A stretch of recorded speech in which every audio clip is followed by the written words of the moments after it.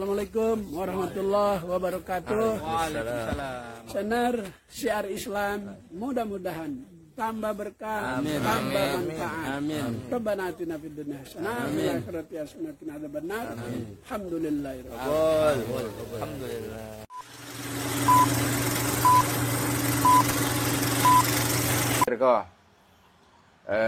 Anda mengajak sahabat channel Syiar Islam nih untuk umroh bareng Masya Allah. Masya Allah. Punya ini travel umroh. Ada travel Masya umroh Allah. kita yang bernama Prawira Travel. Insya Allah Itu Nah, umrohnya berapa hari? 1 bulan? umrohnya 9 hari Oh, bukan 1 bulan. Bukan 9 hari. 1 bulan haji dong. Ya, haji juga kita Loh, ada. bukan. Umrohnya mah cuma 4 hari, sisa jalan-jalan. Gitu Iya, iya. Insya Allah, Insya Allah. nyaman, aman, dan biaya terjangkau gitu. Nama travelnya Prawira Travel. Prawira Travel. Prawira Insya Allah Travel. ya. Insya Allah. Mungkin dari sahabat semuanya ingin berangkat umroh, silakan daftar di nomor kontak yang sudah kami terapkan di yang berjalan ini nih. Tulisan yang berjalan. Ya. Insya Allah jadi manfaat kita baca Fatihah ya ya. Siap. Semoga dengan mukjizat suratul Fatihah dakwah kita berhasil ke semua lini Siap. untuk merubah orang-orang persepsinya dan kembali pada Islam. Siap. Kemuliaan Nabi Muhammad, Haji Sayyidina Muhammad, antum selalu dalam lindungan Allah. Amin. Kita semua dalam lindungan Allah. Di Haji Sayyidina Muhammad sallallahu alaihi wasallam, Sirul Fatihah. Bismillahirrahmanirrahim. Alhamdulillahirabbil alamin, arrahmanir rahim, maliki yaumiddin. Yaumiddin. Iyyaka na'budu wa iyyaka nasta'in, ihdinas siratal mustaqim. Siratal ladzina an'amta 'alaihim ghairil maghdubi 'alaihim waladdallin. Amin. Amin ya rabbal alamin. Nah, itu yang bahaya juga. Nah, buat anak-anak muda juga kita juga harus ngingetin. Di dalam Quran ini sudah banyak loh ayat-ayat yang ternyata berhubungan dengan sains yang sebenarnya bisa mereka pelajari, bisa mereka eksplor. Ya, contoh saya pernah membaca sebuah karya tulis baru SMP kalau nggak salah, membuat karya tulis tentang lalat. Lalat. Nah, ya itu lalat mungkin di hadis lah ya, bukan di Quran ya. Tetapi coba bayangkan sebuah hadis yang insya Allah langsung nyampe kepada Rasulullah, ternyata bisa dibuktikan dengan karya tulis dan percobaan-percobaan yang terbukti gitu. Ya, yang ada hadis bahwa jika ada lalat jatuh ke minuman kita malah harus mencelupkan. Kenapa? Karena di sebelah kaki kanan atau kiri saya lupa lah ya, ada kotorannya, tapi sebelah kiri juga penawarnya. Itu dibuat jadi karya tulis sama anak-anak muda, bahkan anak-anak SMP malah kalau nggak salah. Nah, hal-hal seperti itu kita juga bisa menjadikan daya tarik mereka untuk belajar, ya, juga untuk mengingatkan untuk sholat. Kan gini, kan kita tinggal ngomong sama teman-teman, ayo sholat, nggak lama kok sholat gitu ya. Nanti kalau udah mati juga nggak sholat gitu. Saya tambahin sedikit La ikraha fid din, bagi orang yang di luar agama Islam. Artinya gitu. Artinya tidak ada paksaan untuk memeluk agama Islam.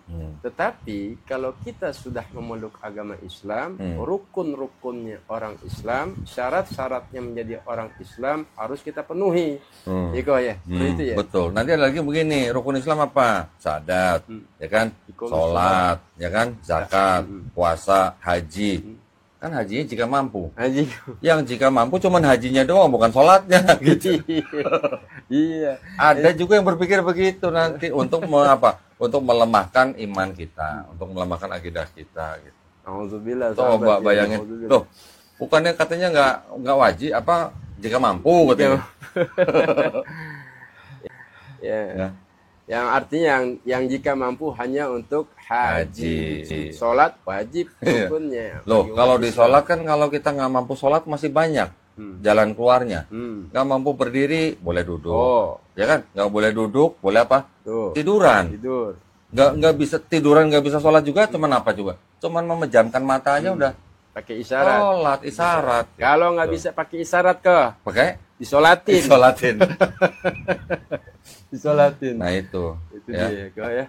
Alhamdulillah bisa menjawab pertanyaan dari. Maksudnya beginilah, kita harus mengajarkan juga kepada teman-teman kita, khususnya masih muda itu. Hidup lu bakal berapa lama sih? Gitu. Hidup lu bakal berapa tahun sih? Ada yang bisa menjamin nggak teman-teman yang muda-muda itu hidup sampai tua? Nggak ada yang bisa jamin. berani jamin hidup sampai umur 60? Tuh, dia aja nggak berani jamin. Jadi kan hidup kita nggak pernah tahu kita hidup sampai kapan. Kita dikasih napas sampai kapan kita nggak pernah tahu, nggak ada yang jamin. Jadi selama kita masih bisa hidup, kita sudah mengimani Islam, sudah ada aturannya, ya tinggal jalanin.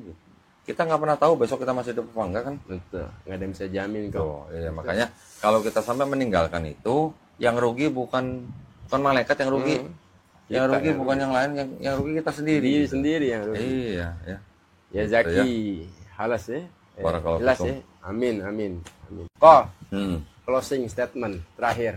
Memualafkan ya Hmm. saudara-saudara kita yang non muslim jadi muslim, jadi seorang mualaf. Hmm. Tapi banyak orang Islam juga kok Hmm. yang kadang lalai sama sholat. Hmm. Ya, ya. Orang Islam juga banyak yang lalai sama rukun Islam nih kok. Hmm. Apa kok? Kasih masukan kok untuk saudara-saudara kita yang semuslim kok. Ya. Dengan Iya. pengalaman Koh Dondi dari awal sebelum Islam sampai dengan sekarang. Jadi gini, waktu saya baru bersyahadat, Iya.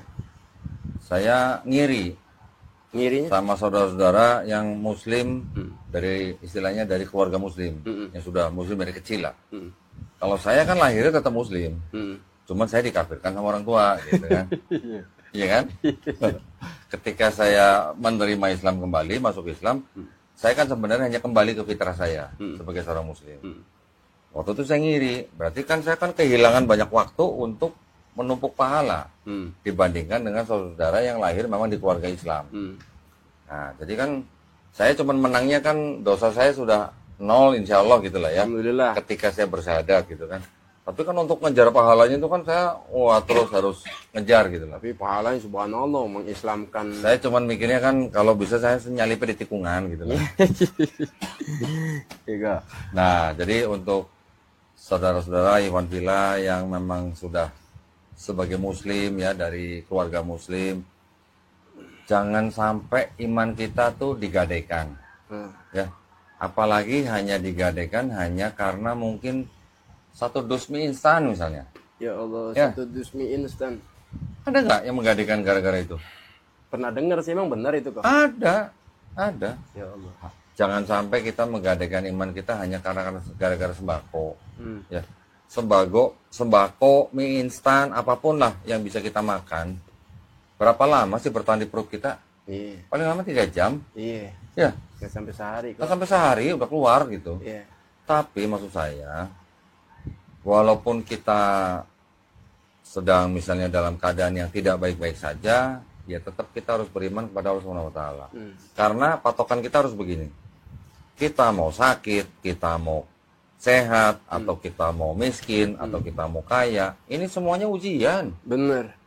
Semuanya ujian. Justru yang lagi kaya, yang lagi sehat, itu justru ujiannya malah lebih berat. Kenapa bisa begitu? Nah, yang sehat, lu ngapain aja selain ibadah gitu? Lu berdakwah nggak? Kalau lagi kaya, lu pakai buat apa harta lu gitu? Di jalan Allah nggak gitu? Kan itu lebih berat daripada kita lagi miskin. Bener. Betul? Bener. Jadi jangan berkecil hati kalau misalnya lagi sakit atau lagi miskin, terus merasa ditinggal Allah Subhanahu wa taala. Jangan sampai kita mempunyai suudzon kepada Allah Subhanahu wa taala. Itu yang paling berbahaya. Kalau sudah suudzon, jatuh-jatuhnya kemana?